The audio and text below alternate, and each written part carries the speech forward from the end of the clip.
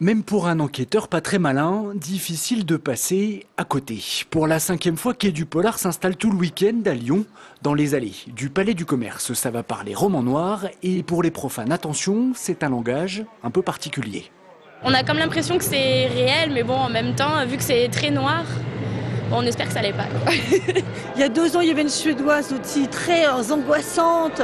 J'avais eu très peur en lisant son livre. J'aime bien un petit peu quand il y a une enquête quand même avec pas mal de psychologie, de recherche. Et de la psychologie, de la recherche, il y en a. Plein les rayons, c'est normal, c'est le principe. Construire la plus grande librairie de romans policiers possible. Et surtout, apporter les auteurs qui vont avec les livres.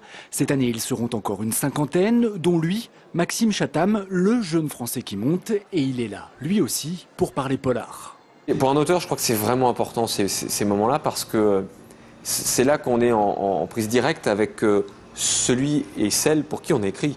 Ces rencontres-là sont aussi un peu le vivier d'imagination que je peux me constituer avec le temps pour créer mes personnages. Voilà, c'est un scoop. Tous les visiteurs de Quai du Polar pourraient se retrouver dans le prochain livre de Maxime Chatham. Et pour ceux qui n'auraient pas envie de lire, le festival a pensé à tout et propose à l'Institut Lumière une dizaine de films, tous vraiment sombres.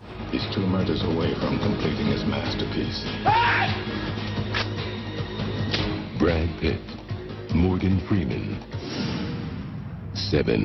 Seven, l'étrangleur de Boston ou encore Maigret tend un piège, rien que du classique et du classique présenté pour l'occasion par des écrivains invités du festival. On a essayé de choisir les films en fonction des auteurs invités. Par exemple, Patrick Rénal a déjà préfacé Simon, donc c'est pour ça qu'on lui a proposé Maigret.